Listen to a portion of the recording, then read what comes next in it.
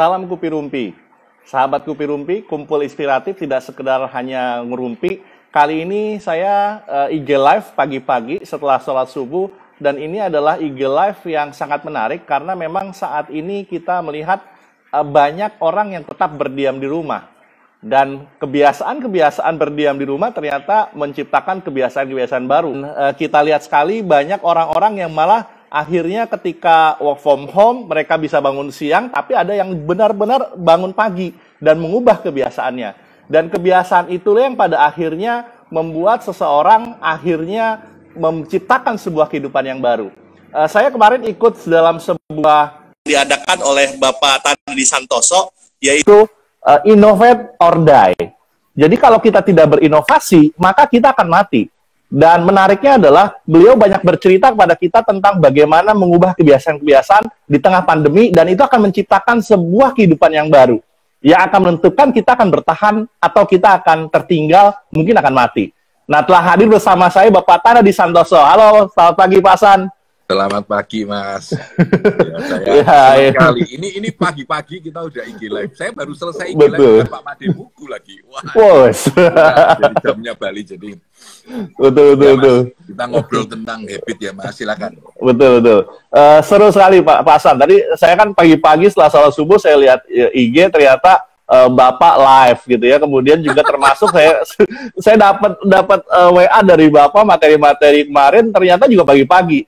Pak San ini bangunnya pagi sekali. Kalau saya kan bangun pagi karena sholat subuh.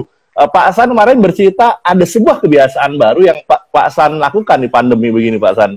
Boleh ceritakan kebiasaan apa saja, Pak, yang muncul di kala pandemi ini dan kaitannya dengan inovasi dan bertahan hidup gimana, Pak, di tengah pandemi? Thank you, Mas. Jadi saya ini mungkin, saya cerita mundur sedikit ya, mungkin 2 bulan setengah yang lalu lah, setelah bulan 3, kita bulan 3 tanggal-tanggal awal tuh saya masih punya banyak seminar di Jakarta ya.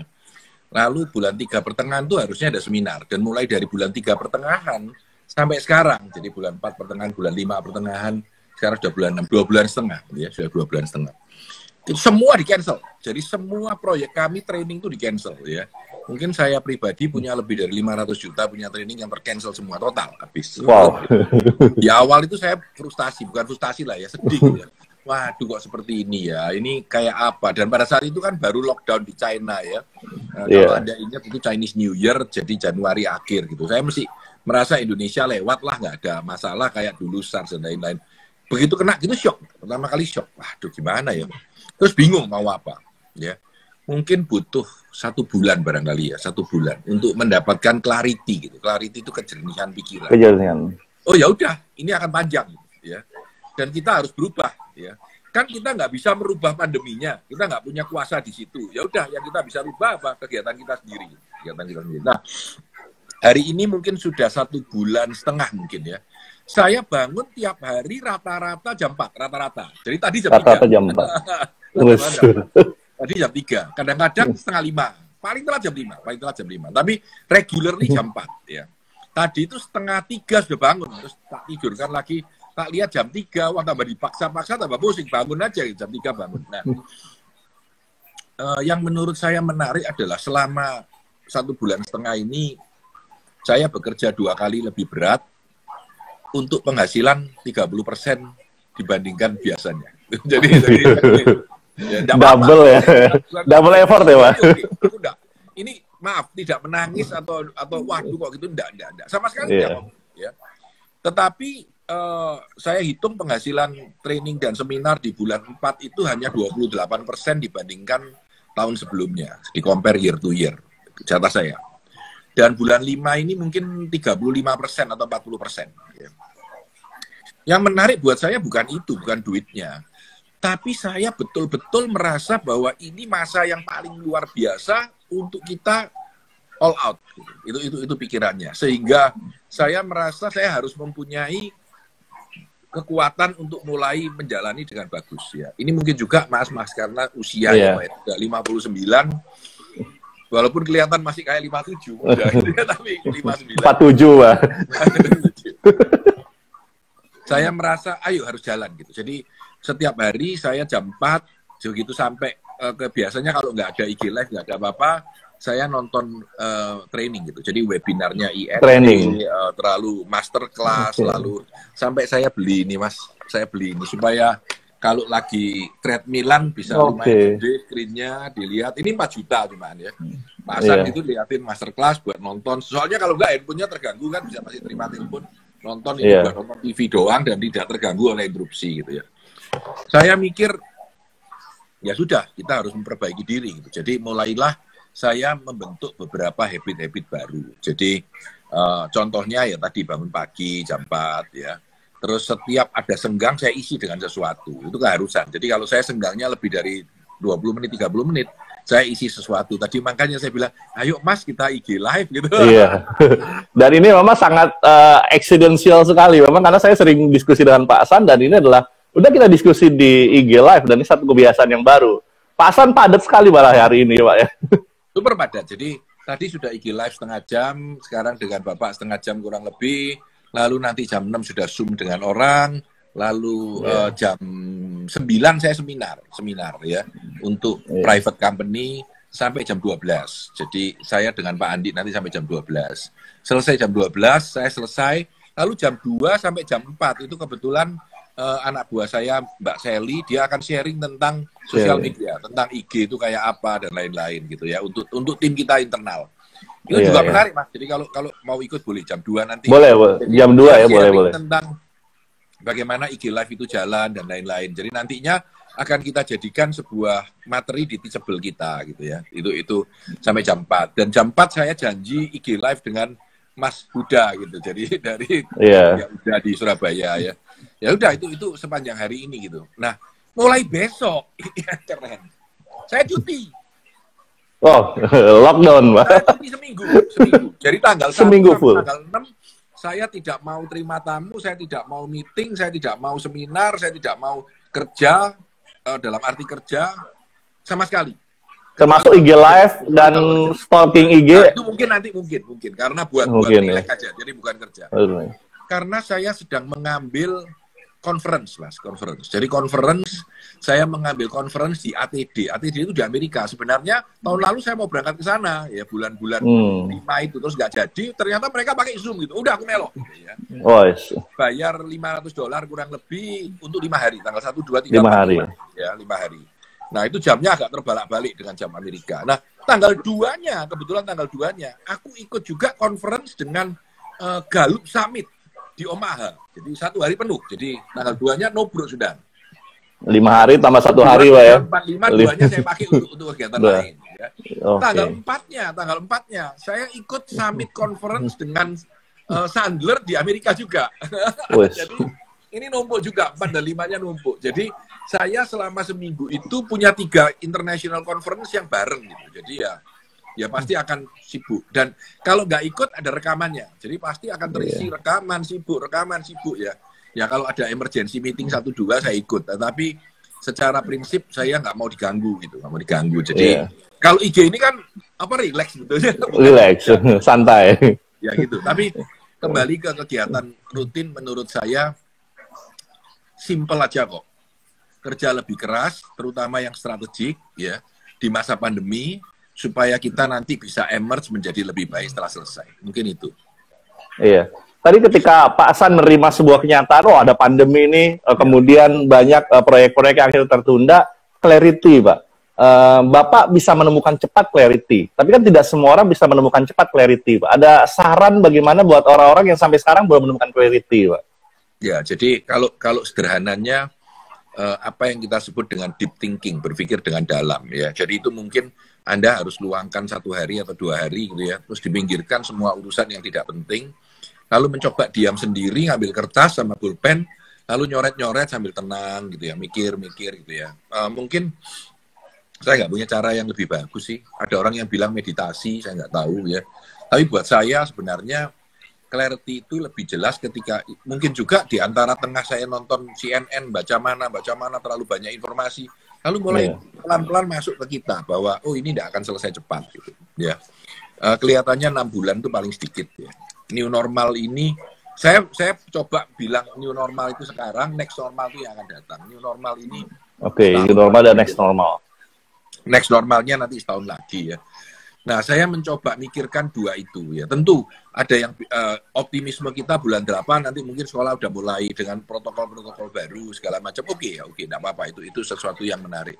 Tapi rasanya perlu untuk kita mulai menyiapkan diri. Nah, mau tidak mau sebetulnya habit kita itu yang membentuk hidup kita gitu. Habit kita yang akan membentuk hidup kita. Jadi habit kita sebenarnya Tom Peters pernah ngomong gini, dia bilang bahwa apa sebetulnya masa depanmu dan bagaimana hidupmu atau bagaimana kamu nanti sukses atau tidak itu tergantung dari jurnal agendamu ngerjain apa saja day to day itu gitu. Itu yang menarik. Jadi kalau kamu bilang bahwa aku tidak pernah mikir apapun tentang masa depan, ya jangan berharap itu bagus. Iya. Kalau aku tidak pernah kerja keras terhadap sesuatu goal, ya jangan mengharapkan untuk jangan berharap sesuatu. Gitu. Iya, luar biasa Pak San. Iya. Saya ngomong sedikit nih. Saya sebetulnya jujur kagum dengan sampean, Mas. Kenapa, Pak? bikin IG, waktu itu belum IG live, masih YouTube ya. YouTube, masih ya. YouTube. Saya sering ikut tuh beberapa kali. Saya melihat YouTube, saya melihat apa. Justru menurut saya sekarang ini waktunya Anda gas-gasan ini. Karena Anda punya track record yang sudah cukup banyak di dalam YouTube kan. Jadi mulai jam menurut saya. Sekarang kan semua orang masuk YouTube. Saya aja masih kepingin masuk YouTube barusan, gitu. belum mulai aktif di YouTube ya. Tapi menarik. Saya podcast sekarang masuk podcast, Pak. Oh, podcast ya. Saya lagi mencoba di podcast, sedang mencoba mempelajari sih. Kemarin sudah mulai podcast baru dan ini menarik karena ke depan bisa jadi. Saya pakai Anchor. Oke. Anchor saya pakai Anchor. Orang-orang pakai Spotify, Pak. Spotify. Iya, betul. Kalau Anchor memang lebih mudah dan nanti di play-nya bisa pakai Spotify, Pak. Oh. Ya, jadi dia langsung link ke Spotify. Anchor itu saya bikinnya, submitnya saya di Anchor. Tapi nanti ketika saya share, nanti dia akan ngeplay di Spotify. Oh, oke. Nanti ya, jadi tetap betul. Nanti saya akan share ke. Keren, Pak. Kenapa? Iya. Karena tendensi orang sekarang baik terutama anak muda, orang tua juga saya sudah mulai gitu. Jadi kita dengarkan di Spotify sambil kerja yang lain gitu. Jadi ini dianggap pengganti radio gitu, Betul. Ya. Radio digital modern, Pak. Kalau kita butuh nonton matanya yang lihat, itu kan energi kita nggak bisa ngerjain yang lain. Jadi ini seperti zaman kuno di Amerika, orang pakai tip-tip yang kaset-kaset itu taruh di mobil sambil dengarkan motivasi. Jadi sekarang orang kalau perempuan masak sambil nyetrika, ya kalau kita sedang kerjain sesuatu jaga anak sambil suaranya dengerin. Sambil suara. Bahkan kalau dia kan ditempelin di telinganya gitu ya. Iya. Sambil ngerjain yang lain. Jadi saya setuju banget bahwa itu bagus gitu. Iya. Memang Spotify ini jadi satu platform digital radio yang terbaru, Pak.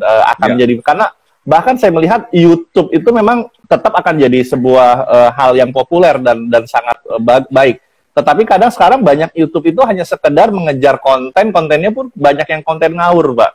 Jadi bagi orang-orang yang ingin lebih serius, yang ingin lebih menggali sesuatu, ya ingin mendalami sesuatu, malah Spotify sangat baik. Terutama bagi para orang-orang perkotaan yang sangat sibuk sekali, betul kata Pak Hasan, sambil bekerja, sambil nyetir bahkan. Karena saya nyetir bisa sehari untuk berangkat kantor bisa 2-3 jam kemacetan di Jakarta. Dan itu menarik dengan Spotify. Saya sudah lama mendengarkan podcast tapi belum mencoba. Akhirnya di pandemi menciptakan habit baru podcast. Jadi hal-hal yang baru. Itu jadi salah satu habit saya. Pak San, memang orang pada akhirnya bilang Bapak harus bekerja keras walaupun hasilnya 30% mungkin. Nah, lalu banyak orang juga akhirnya, waduh, gue WFH ini bakal bikin pusing, bikin capek, bikin lebih bekerja keras, tapi hasilnya nggak ada. Nah, untuk bisa mengobati kegalauan orang, kalau zaman sekarang kan anak-anak muda banyak yang galau. Ini gue kerja keras, hasilnya apa nih?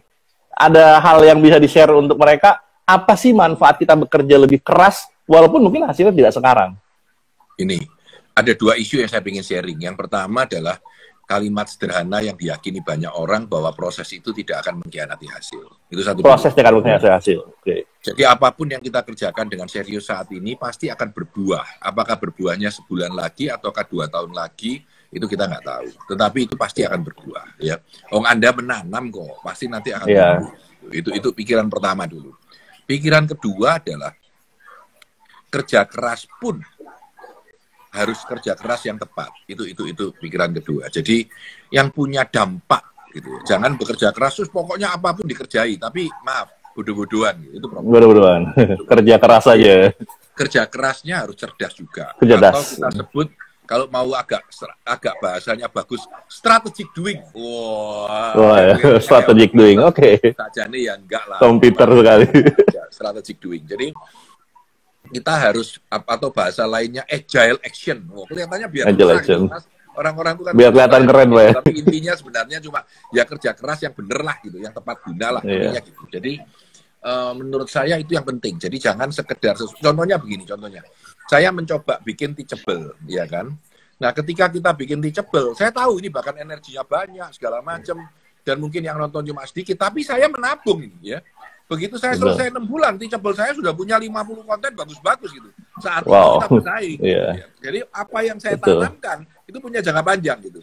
Contohnya Mas Abdul Latif bikin rekaman tentang Spotify ya toh. Sekarang capek, isinya masih dikit, tapi nanti tiba-tiba setelah 3 bulan, wah Anda sudah punya 100 data gitu. Orang tinggal mau dengerin apa gitu. Jadi itu menurut saya sesuatu yang kita spend waktu banyak saat ini tidak menghasilkan uang, tetapi merupakan sebuah yang ditanam yang nantinya akan berubah. Itu kacamata yang menurut saya juga penting.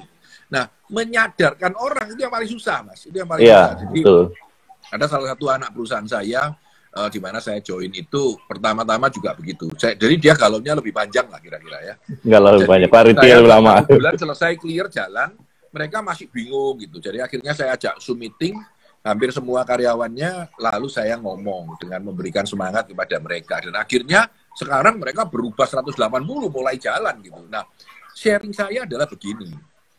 Kalau kita mau menyuruh anak buah kita untuk menggergaji dan membuat kapal, jangan diajari ini loh, buat kapal tuh harus motong, harus cari kayu yang kuat, bukan itu.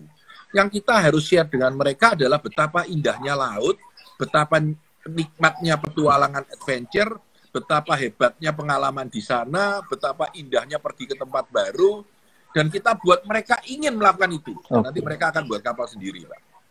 Begin in mind ya, Pak ya? Iya, jadi kita mulai dengan impian. Buat mereka punya harapan nih, kalau kita begini, ya kita compare dengan segala pilihan. Loh, kamu di antara 17 pilihan yang ada, ini pilihan terbaik, walaupun tidak menghasilkan profit sekarang gitu. Ya sudah, ayo cari jalan tuh jalan sendiri, dan itu akan membuat mereka mau jalan sendiri. Bekerja keras, bekerja cerdas lah, istilah simpelnya begitu Pak. Walaupun banyak istilah-istilah yang aneh-aneh, betul. Tapi memang ibarat menanam tuh ya, kita menanam akan menuai hasil, tapi yang kita tanam bukan rumput liar begitu ya Pak ya. Bener banget. Kalau kita nanam rumput liar sama saja ya, seperti kita bekerja keras saja, tapi yang kita hasilkan nanti hanya akan ilalang, betul. Dan habitnya juga bagus, Mas. Jadi tadi kita di awal bicara habit. Meng-create habit itu juga habit yang nanti setelah masa pandemi lewat merupakan sebuah habit bagus yang bisa kita pakai dalam jangka panjang. Tadi saya udah bilang contohnya kerja keras bangun pagi. Contoh lagi adalah habit belajar gitu, habit belajar. Kemarin saya seminar Innovate or Die itu saya melihat ulang, nggak baca semua. 17 buku lama, saya melihat materi-materi di online itu mungkin saya spend ya setengah hari kali 2 lah gitu ya belajar. Dan saya merasa habit belajar ini nantinya akan terus menjadi ilmu buat saya ketika saya mau melakukan riset tentang sesuatu. Habit ini ngelihat kanan, lihat kiri, ngelihat apa, ini akan jadi sebuah habit yang bagus ya. Contoh lagi, saya ikut masterclass. Ketika saya ikut masterclass, banyak sekali orang-orang top bicara di sana. Jadi mulai dari pembicara, mulai atlet, mulai apa. Nah, saya ngeliatin mereka ngomong, masterclass ini punya karakter beda, Mas. Jadi masterclass ini kalau Anda belajar, saya nggak ada hubungan dengan masterclass ya. Sekarang mereka bayar $180 setahun, buy one get one free. Jadi $180, $90 lah ya. Nah, masterclass ini tidak memberikan Anda pengetahuan dasar. Jadi dia cuma sudah bahasa Inggrisnya itu icing the cake. Jadi kalau Anda sudah ahli di dalam bicara, dia menaburi es atau untuk membuat Anda jadi pinter. Tapi dia tidak ngajari basic 101-nya begitu ya. Ada Howard Schultz, bosnya Starbucks cerita di sana ya. Dan itu buat leader bagus gitu, bagus sekali ya. Tapi kalau buat supervisor baru naik pangkat, tidak ada gunanya gitu, tidak ada gunanya. Jadi kalau Anda ingin tahu dari expert, masterclass ini bagus. Ini contoh habit masterclass ya. Contoh-contoh habit-habit lain tuh banyak. Di mana habit mungkin olahraga. Sekarang orang habit olahraga ya. Saya sudah mulai mengayuh lagi dulu, sudah treadmill lama beli ditaruh nganggur, sekarang dinyalain lagi ya. Nah ini juga nantinya kalau jadi kebiasaan mungkin setelah lewat masa pandemi, saya masih olahraga gitu. Mungkin sehari setengah jam gitu ya. Ya orang bilang cari keringet lah, paling nggak bisa keringatan. Saya punya standar gini mas, kalau olahraga itu pokoknya habis 3 kaos, jadi kaosnya basah ganti, 3 kaos, berhenti gitu ya. Jadi contoh, jadi bagaimana kita menciptakan habit-habit baru, dan untuk membuat habit itu menyenangkan, saya nonton ini sambil lari gitu ya. Jadi saya nonton ini sambil lari. Jadi sekaligus, jadi sekalian nonton masterclass, sekalian olahraga. Begitu selesai olahraga, masterclass-nya selesai masuk kepala, badannya lebih sehat. Mungkin kita harus mempercantik kebiasaan kita supaya habit itu betul-betul cocok dengan kebutuhan kita. Oke, baik Pak Hasan. Pak Hasan kan mungkin punya waktu yang lebih bebas ya Pak ya. Bapak bisa olahraga, bisa bangun dari pagi, kemudian bisa istilahnya menanam banyak hal yang baru-baru. Lalu untuk para karyawan, saya lihat kan banyak yang join di kita ini pada para karyawan yang memang ketika WFH pun mereka harus depan laptop dari jam 8 sampai jam 5.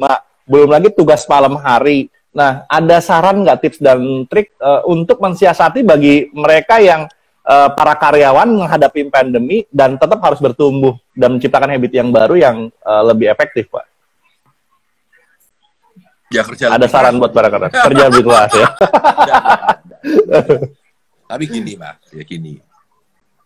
Kita sadarlah, perusahaan itu melakukan itu karena begitu banyaknya orang yang juga tidak kerja dengan benar. Sorry, ini ngomongnya. Ya, jadi kita dimonitor.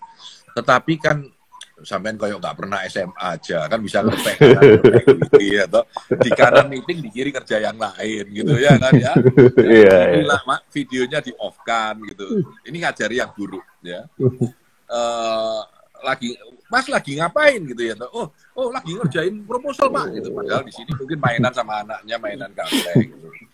Saya nggak ngajari yang jelek, saya ngajari yang jelek. Cuma menurut saya relatif pada saat ini kebebasan kita itu naik cukup banyak. Maksudnya gini, kalau Anda di kantor ya ini keharusan, kebebasannya ada sedikit doang.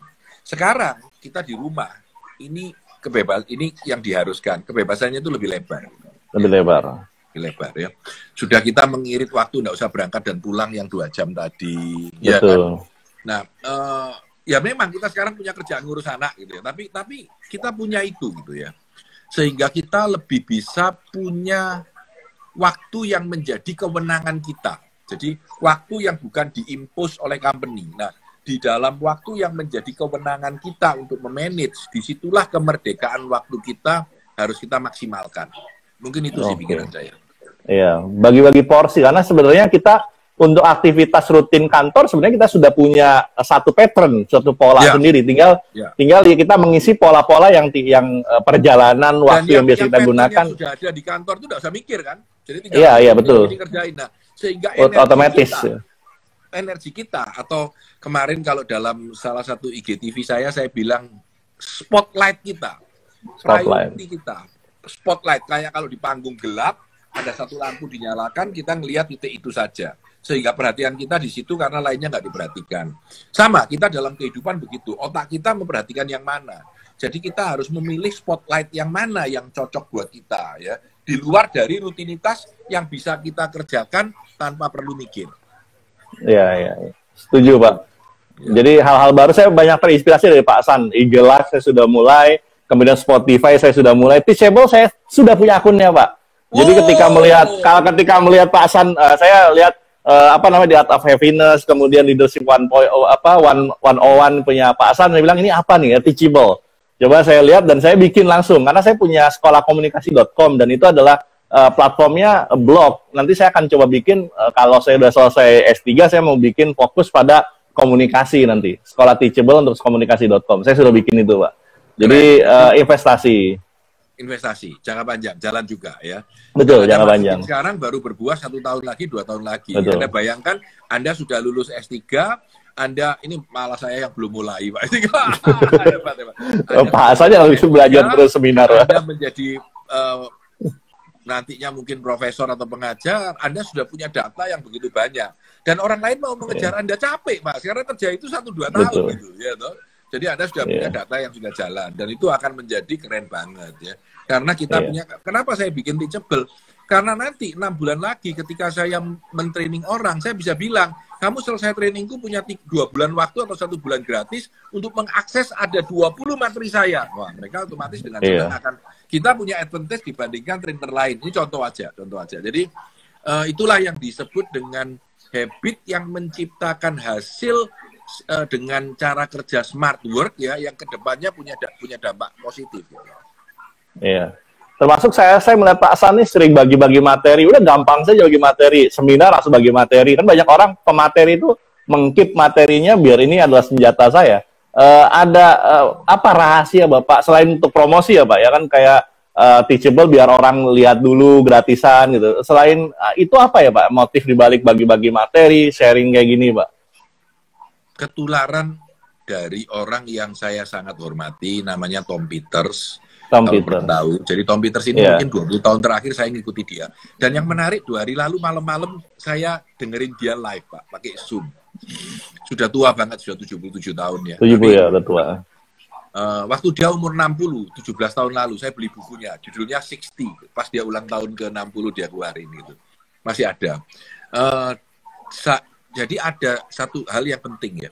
Teman-teman harus punya hero gitu. Ya, harus punya role model. Nggak harus satu, bisa 2, bisa 3, terserah.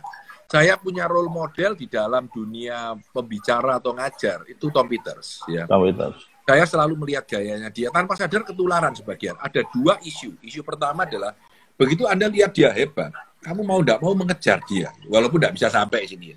Tapi mengejar. Mengejar ke arah yang menurut kita benar. Itu nomor 1 isunya. Nomor 2 adalah, kita meng-create habit yang mirip dengan dia. Gitu. Ya, kita masuk di dalam dunianya. Salah satu Tom Peters itu ya, kalau Anda bayangkan ya, seminar dia kalau berbayar di Singapura itu 18 juta satu hari untuk ikut. 18 juta rupiah. 18 juta satu hari, satu orang. Oke. Materinya ditaruh di internet gratis. Mau download gratis. Ya. Mirip pasan sekali. Jadi, dan dia bilang, pakein materiku. Ya, dia bilang apa? Dia bicaranya steal my material, go use it for you gitu. Jadi dia menyarankan, bukannya melarang, tapi menyarankan, ambilan, pakai gitu, ya. Dan dia betul-betul dia kasihkan gitu. Dan jadi kalau Anda lihat di situsnya dia selama 5 tahun terakhir itu, tiap bulan kamu tahu dia seminar di mana aja gitu. Dan dia punya, maaf ini, 10 tahun yang lalu, saya tahu, sekarang saya nggak tahu dia berapa. Satu kali ngajar itu, kalau di Amerika 75.000 US, 1,5 US.